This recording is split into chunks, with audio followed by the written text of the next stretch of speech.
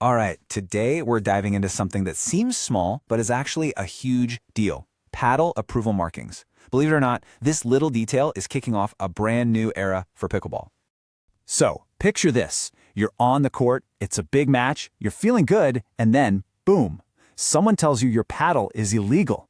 It sounds crazy, but this is happening to thousands of players, and it makes you wonder, right? Could you be next? Yeah, there is a massive shift happening right now in one of the fastest growing sports in America. And what's causing it? It's not some new superstar player or crazy new technique. Nope, it all boils down to this tiny, almost invisible seal of approval on the paddle itself. So why all the fuss about a little seal? Well, to get it, you've got to understand the big problem that's been plaguing pickleball, the explosion of counterfeit and what they call gray market paddles.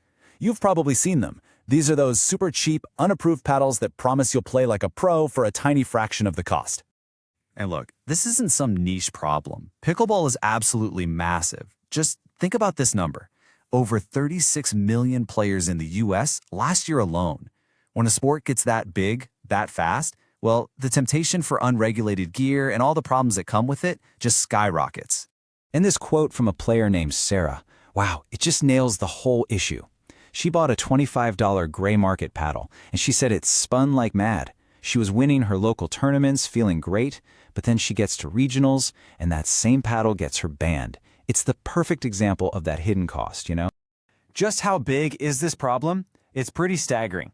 An investigation just last year found that a full 40% of the top-selling paddles on Amazon were either unapproved or just straight-up fakes. Let that sink in.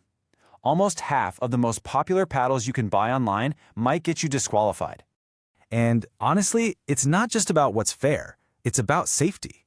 I mean, these untested paddles can literally shatter right in the middle of a game.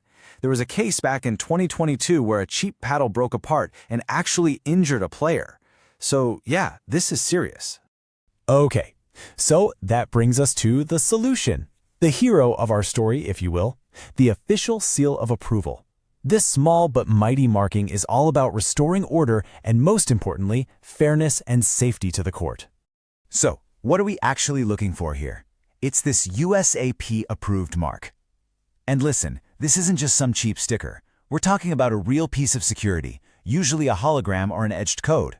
You can even scan it and it links right to an official database. You can verify it's legit right there on the spot. Pretty cool.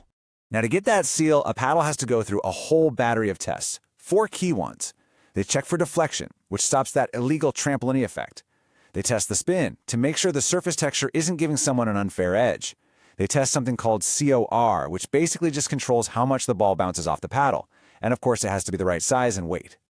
And you know, this new rule didn't just come out of nowhere. If you look at the timeline of the sport, it's really just the next logical step.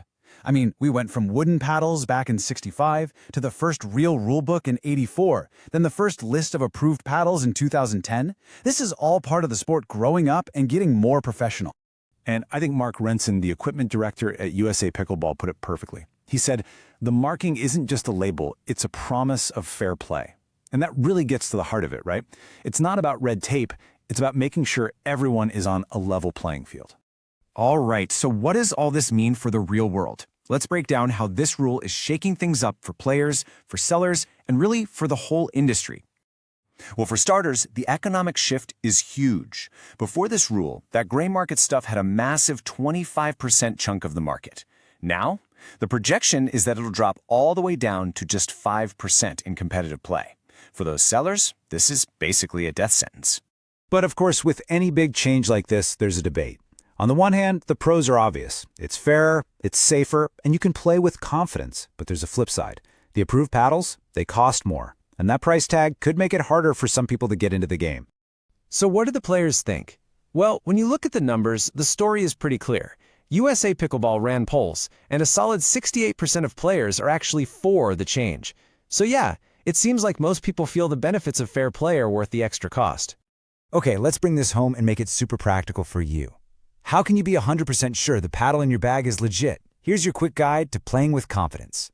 It's really just a 4-step check. First, just use your eyes. Look for a nice, crisp hologram, not some blurry sticker.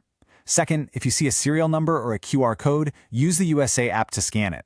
Third, when in doubt, just go to the official website and check the database. And honestly, the easiest way to avoid all this, just buy from an authorized dealer you trust. And while you're at it, keep an eye out for these red flags. A missing or fuzzy-looking mark? That's a huge giveaway. A price that's just way too good to be true? Like a $150 paddle selling for $20? Come on. No warranty is another bad sign. And if you see a seller saying something like, "This paddle's so hot it was banned by the pros," yeah, that's just a sales gimmick.